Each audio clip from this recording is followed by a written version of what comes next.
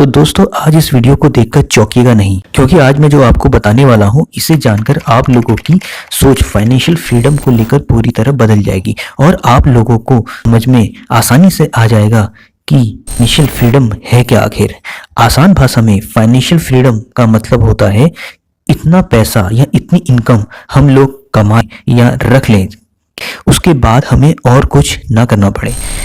चलिए थोड़ा और बारीकी से समझते हैं। आपका मंथली एक्सपेंसेस कितना है इसका आप आंसर नीचे दीजिए, ठीक है, और उसे आप 12 से मल्टीप्लाई कर दीजिए। फिर उसे आप 25 से मल्टीप्लाई कर लेंगे तो आपको रिक्वायर्ड अमाउंट यानी जो जरूरी अमाउंट या जरूरी आपका कम है या आपका पैसा है जो आपको फाइनेंशियली फ्री बना सकता है वो आपको पता चल जाएगा। जी हाँ, ये प्रोसेस करने से या इतना अगर आप कैलकुलेट कर लेते हैं तो इससे आपको मिनिमम कितना अमाउंट चाहिए फाइनेंशियली फ्री होने के लिए उसकी कंप्लीट नॉलेज आपको मिल जाएगी।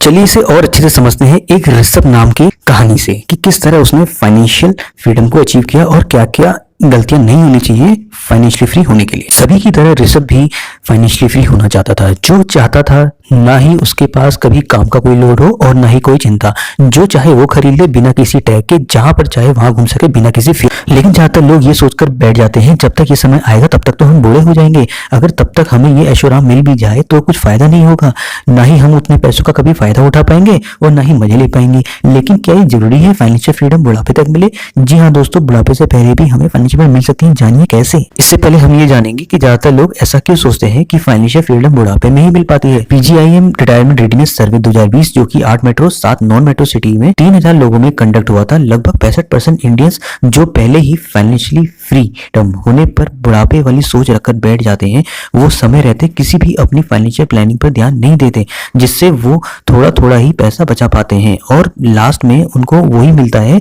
जो वो सोच रहे थे। इस सर्वे में ये भी बताया गया कि 52% ही लोग आइडिया होता है कि रिटायरमेंट में आखिर कितने पैसे चाहिए, बाकी 48% लोग को अपनी रिटायरमेंट वेल्थ का कोई आइडिया नहीं होता। आई होप आप लोगों को पता चल गया होगा कि ज्यादातर लोग बुढ़ापे तक भी फाइनेंशियल फ्रीडम अचीव कर पाते हैं या फिर वो भी नहीं अचीव कर पाते हैं।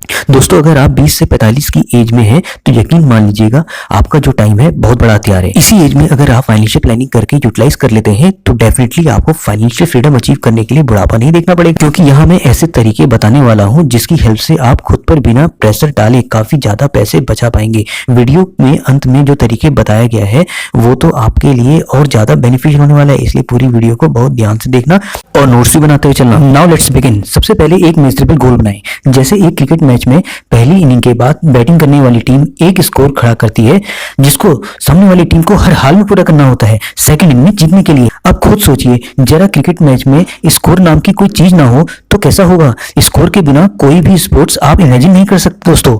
इसी तरह हमारी लाइफ में भी यही केस अप्लाई होता है। बिना गोल के हमारी लाइफ मीनिंगलेस है दोस्तों, बिल्कुल अधूरी सी है। आपको हर वो शख्स कंफ्यूज मिलेगा जिसका कोई गोल नहीं है दोस्तों जिंदगी में। देखिए अगर आप ये सोच भी लेते हैं कि रिटायरमेंट से पहले आपको फाइनेंशियली फ्री होना है, इससे कोई स्पेशल फर्क नहीं पड़ेगा, क्योंकि फाइनेंशियली फ्री होना आप लोगों का विजन हो सकता है, गोल नहीं।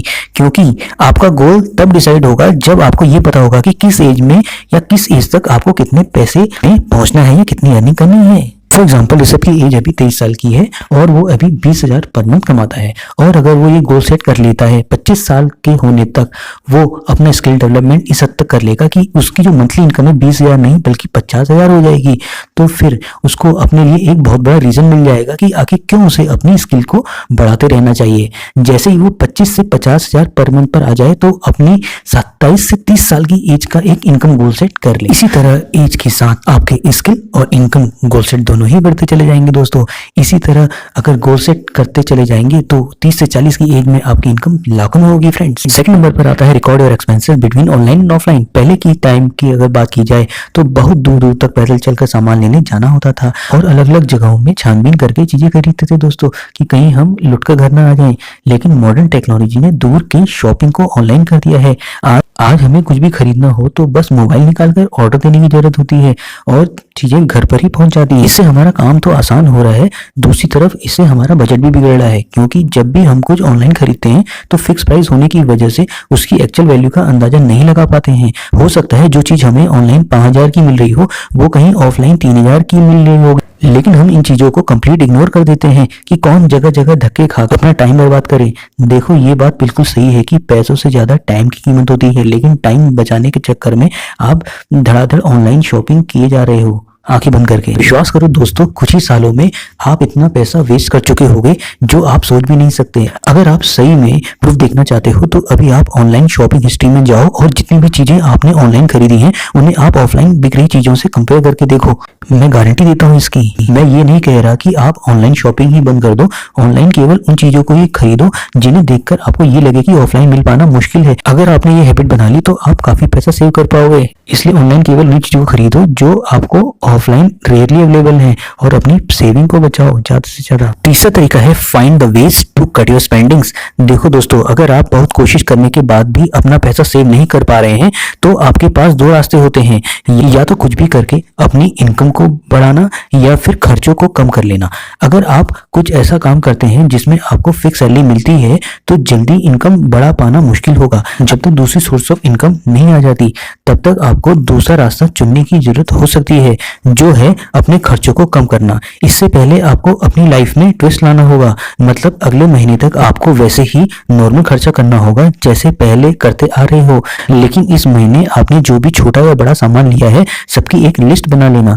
जब आप पूरे एक महीने की लिस्ट एक साथ देखोगे तो आप पक्का चौंक जाओगे, क्योंकि वहां पर ऐसे कई खर्चे थे जो बिल्कुल भी जरूरी नहीं थे। फॉर एग्जाम्पल, किसी वेब सीरीज या मूवी के लिए ऑनलाइन प्लेटफॉर्म का पेड सब्सक्रिप्शन लिया हुआ है, वो चीजें आपने इसलिए खरीदी क्योंकि वो आपके दोस्तों ने कहा था, और आपको ऐसी बहुत सी चीजें मिल जाएंगी जो बेफजूल की थी। सिर्फ एक महीने में ही दोस्तों आपको बजट की इंपॉर्टेंस समझ आ जाएगी। और जब भी बात बजट बनाने की आती है तो हमें शुरुआत कैसे करनी है वही बिल्कुल समझ नहीं आता। कैसे घर के खर्चों को फिक्स करना है कि हमें ज्यादा दिक्कत ना हो फ्यूचर में। इस परेशानी को दूर करने के लिए मैं एक गोल्डन रूल देता हूँ, जो है 70-20 और 10। जी हाँ, इस रूल के अकॉर्डिंग अपनी 70% इनकम तो आपको रेंट देने में लगानी है, बिल देने में और डेली के खाने पीने वाले खर्चों में लगानी है। इसके बाद जो 30% इनकम बचती है उसका 15 से 20% सेविंग में लगाना है और बाकी के 10% से अपनी इच्छाएं पूरी करनी है। अगर आपके डेली खर्चे कम है और लेकिन कर्जे बहुत ज्यादा हैं तो आप 50, 30 और 20 का भी रूल लगा सकते हैं।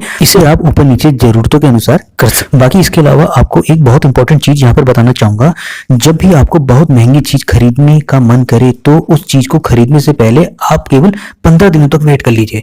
अगर 15 दिन वेट करने के बाद भी वो चीज जरूरी लगे खरीदना तो ही खरीदना, क्योंकि 15 दिनों तक वेट करने तक आपको पता चल जाएगा कि वाकई में वो चीज जरूरी है भी या नहीं। तो सबसे इंपॉर्टेंट स्टेप आता है ऑटोमेट योर सेविंग। जी हाँ, मान लेते हैं अगर आपने अपना बजट बना भी लिया है और आप कुछ पैसे निकाल कर भी सेव कर पा रहे हैं, लेकिन एक मंथ आप सेविंग के पैसे अलग निकाल कर रख लेंगे, दूसरे महीने भी आप ऐसा ही करेंगे, तीसरे महीने भी आप ऐसा करेंगे, लेकिन ये कंसिस्टेंटली कर पाना आपके लिए काफी मुश्किल हो जाएगा। फिर उस एक टाइम में आपको जो भी मोटिवेशन होगा वो थोड़ा कम होने लगेगा। उस समय आपके माइंड में आएगा इतने खर्चे के बाद भी सेविंग कर पाना मेरे बस की बात नहीं। इसलिए आपको लॉन्ग टर्म तक बिना किसी दिक्कत के अपनी सेविंग को कंटिन्यू करना है तो आपको इन सेविंग को ऑटोमेट करना होगा। मतलब एक ऐसा रास्ता निकालना होगा कि आपका पैसा सेव तो होता रहे लेकिन आपकी नजरों में ना आए। जैसे आपकी इनकम अगर बैंक अकाउंट में आए तो ऑटोमेटिकली उसका 10 से 20% डिटेक्ट होकर कहीं और सेव हो जाए या फिर इन्वेस्ट हो जाए, जो भी हो आपकी मर्जी से हो। ये चीज स्टार्टिंग में थोड़ी अजीब सी जरूर लगेगी, एक बार इसकी आदत पड़ जाने के बाद आपके पास जितने भी पैसे होंगे आप उन्हीं से अपना बजट बना लेंगे। हाँ तो दोस्तों, ये कुछ जरूरी जानकारी थी फाइनेंशियल प्लानिंग के बारे में। इससे आप फाइनेंशियल फ्री बुढ़ापे में नहीं बल्कि जल्दी ही हो जाएंगे। बुढ़ापे तक आपको इंतजार करने की जरूरत नहीं पड़ेगी। चलिए एक रिवीजन मार लेते हैं दोस्तों, जिससे दिमाग में ये चारों तरीके अच्छे से बैठ जाएं। सबसे पहला तरीका, अपना फाइनेंशियल गोल सेट करो। बिना मैप लिए निकलोगे तो भटक जाओगे दोस्तों, समय के अनुसार स्किल अपडेट किया करो। दूसरा तरीका, ऑनलाइन ऑफलाइन में अंतर समझो। ऑनलाइन तभी परचेज करो जब ऑफलाइन मिलना मुश्किल हो। तीसरा तरीका, अपनी स्पेंडिंग यानी खर्चों पर ध्यान दो। आप अपने पूरे मंथ के खर्चों को देखो और ध्यान दो तो कितना फालतू खर्चा किया है सब पता चल जाएगा। ध्यान में रखकर बजट बनाओ और उसी के हिसाब से चलो। चौथा तरीका, अपने बचे हुए पैसे अपनी नजरों में मत आने दो दोस्तों, यानी सेविंग ऑटोमेट रखो और सामने सामने सेविंग करोगे तो पेशेंस खो बैठोगे। आई होप आज की फाइनेंशियल नॉलेज आपके बहुत काम की रही होगी। अगर वीडियो अच्छी लगी तो लाइक और सब्सक्राइब डेफिनेटली कीजिए और अपने दोस्तों से और रिलेटिव्स के साथ जरूर शेयर कीजिए, जिससे आपकी नॉलेज लगातार बढ़ते है और आपके रिलेटिव्स की भी। अगली वीडियो किस पर चाहिए आप नीचे मैसेज चैट बॉक्स में कर सकते हैं। इसी तरह की फाइनेंशियल वीडियो के लिए सब्सक्राइब करना ना भूलें मनी ग्रेडियंट को। तब तक के लिए good luck, stay healthy, stay fit and take care. Love you all guys.